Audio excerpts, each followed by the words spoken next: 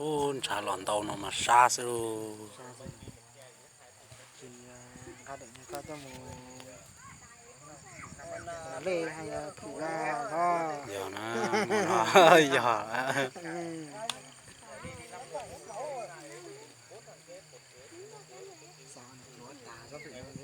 ô sắp bên nè kìa chơi nào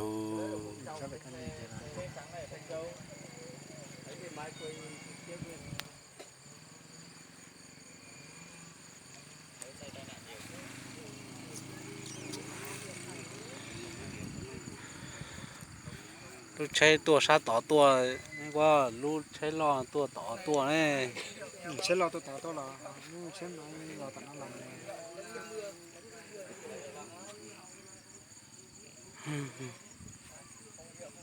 trái cơ thì ô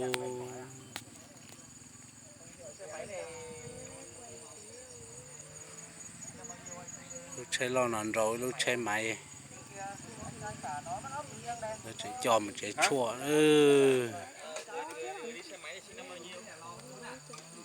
không nhớ mới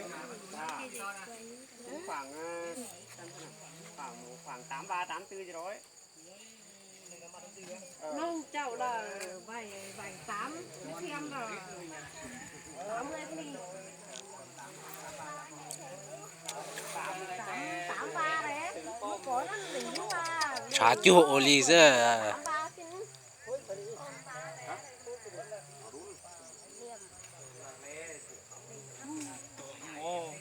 tuổi như mà chán đầu luôn à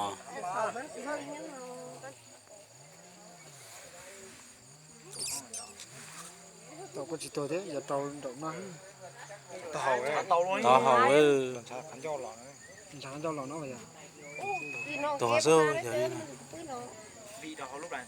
chỉ bao từ chơi chơi máy để bao nhiêu thì năng ấy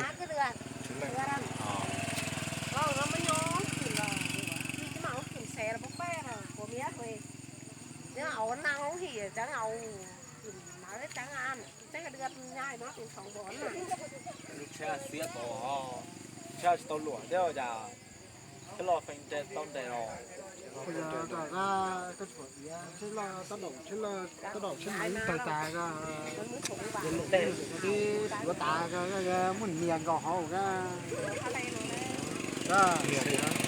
lệ mèo luôn à nó kìa lệ mèo luôn à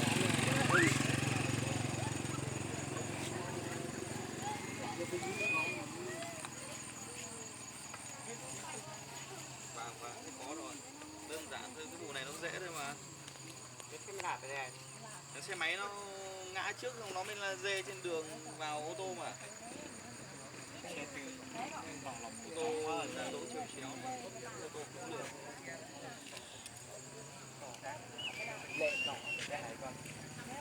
bây giờ bố sẽ lo mà lọt cái này mà mình phân cái lọt nó lẹ nhưng mà chỉ lên lâu tập to đó mà chỉ ra to mới cái dép này của cái người xe máy sao anh nhỉ đúng không nhỉ hai mới được quán hai nó để luôn đây từ đầu đến giờ đấy à ăn mới được tao để ở chỗ nào ai này nhà ném ở chỗ nào đấy cái này để ở chỗ nào cơ để chỗ lấy thế để chỗ lấy một cái là y đi mà nó khoảng mà xíu chậu có cái gì đấy ở chắc nó máu của cắt tổng á cái cuốn là phải má in mới nó thịt xé khơi này ta đưa ý cứ nó này là cũng phải nhau lấy của nó lấy nó là nhiều người nó văng vào văng ra nhiều người đấy này sổ của cắt bánh cái gì thôi còn nhớ là họ lại thay đổi nếu nó không phải như ban đầu đây thì cắt đi thôi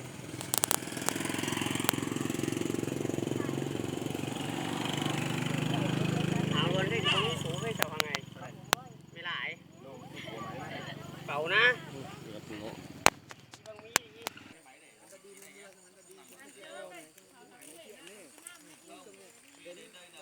lúc đầu thì mọi người bảo ở đây xong chuyển sang đây nhiều khi nuôi vào là đã sắp đến đây rồi là một cái thứ hai là cái các cháu đứng lùi ra nào. Khu vực này đứng lùi ra nào. Cái ô tô là đã được lùi lại rồi nhá. Ô tô này lúc đầu tiên thì mọi người bảo bánh của nó đến đây. Đây cái vết hằn lốp của nó đây này. Đấy, vết hằn lốp người ta bảo là người ta cắm ở đây là Chắc chứ thì mới đấy. Còn khi mà cơ quan công an vào là xe này đã được lùi lại và xe máy đã được dựng lên nhá. Người đã đưa đi cấp cứu rồi nhá. Chỉ còn lại một vết cày bắt đầu từ cái chỗ tôi đánh dấu kìa. mới hiện trước thì sẽ không rõ. Đấy từ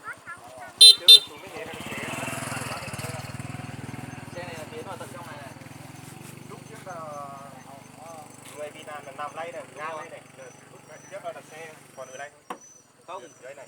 cái tôi nói ngay ban đầu là khi chúng tôi vào ấy, Vâng. khi chúng tôi vào nhá, là khi chúng tôi vào đến đây thì cái xe máy đã được dựng lên như này này.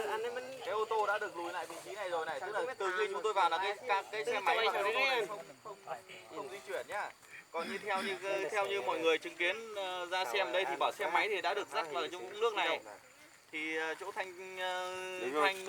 Thanh Tùng là vướng cái xe này dắt lên kia. Đồng thời là cái xe ô tô này họ đã cắm cái bánh xe nó nằm ở trên này, xe nó chạm ở trên này. Đấy, người ta đã cắm cái bốc đây rồi. Người thì đã đưa đi cấp cứu rồi. Ở lại hiện trường có một vết cày này, xe máy này. Tôi đã đánh dấu điểm đầu vết cày này. Để theo cái vạch này này. Đấy, và vùng máu.